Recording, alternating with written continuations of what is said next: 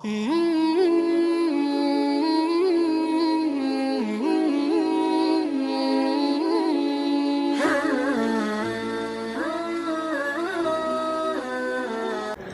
वालेकुम मेरे प्यारे दोस्तों, उम्मीद है सब खैरियत ना होंगे। आज मैं बना रही हूँ देगी कीमा पुलाव। बहुत ही मज़ेदार और बहुत ही आसान तरीका बनाने का। नमक मिर्च ते परफेक्ट दसांगे तुहानू। अक्सर किसी लोगों नू चावल ते नमक मिर्च का पता नहीं चलता।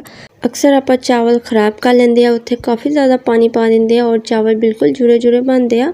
बिल्कुल खरा खरा चावल की रेसिपी दूँगी तुहानू और ये जो मसाले ऐड होंगे वह भी तुहानू शेयर करूँगी। बहुत ही ज़बरदस्त रेसिपी आ।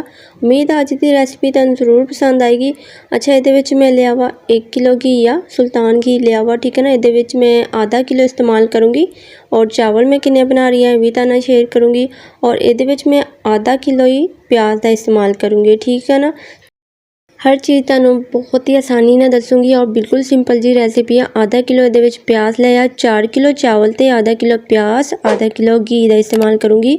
और 3 चम्मच ये मैं जीरा लिया वा, 4 चम्मच तकरीबन 5 चम्मच मैं अदरक लिया वा।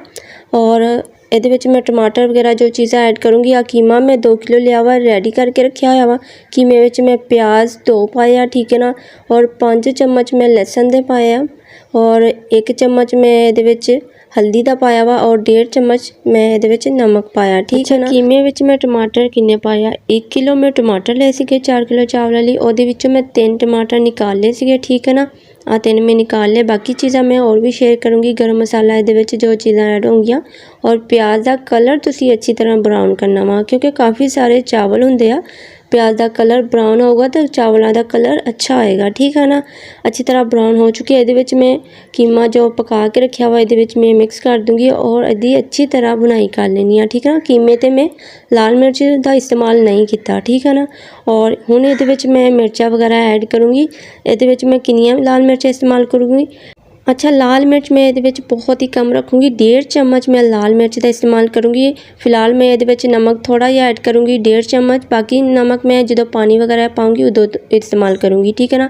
ये अदरक और जीरा मैं अच्छी तरह भुनाई कर लेनी है मिर्चा की, ताकि अच्छा जाएगा टेस्ट आए। बहुत ही मज़ेदार बनते हैं और बहुत ही बनाना बिल्कुल आसान है। तुसी आराम नाल तुसी ईजीली बना सकते अपने घर ते, ठीक है ना। नमक मिर्च तुहानू परफेक्ट दसूँगी, तुहानू बार बार चेक करने की ज़रूरत नहीं पेगी। अच्छा, ये पानी इस्तेमाल करूँगी। अच्छी तरह बुनाई हो चुकी है। 4 किलो चावल ते मैं 4.5 किलो पानी इस्तेमाल करूँगी, ठीक है ना। 4.5 किलो ये मैं पानी पा दूँगी। और चावल आधा घंटा हो गया मैं भिगो के रखे आ। और बिरयानी मसाले के 2 पैक है ये मैं ऐड कर दूँगी, ठीक है ना।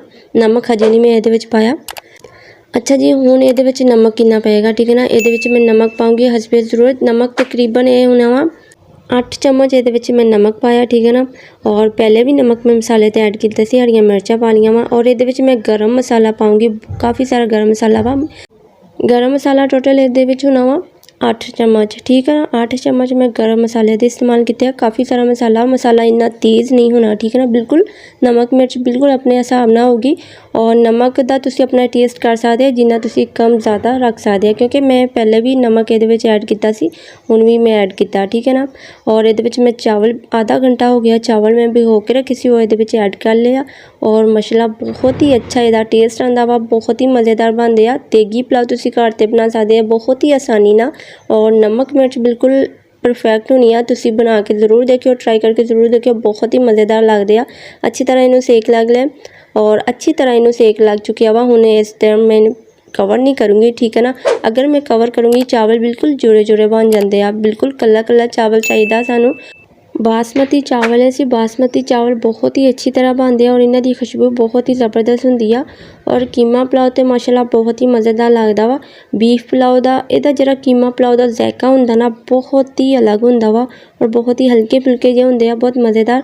अच्छी तरह पानी खुश्क हो गया, थोड़ा थोड़ा ये अंदर मैं पानी रखा हुआ, ठीक है ना।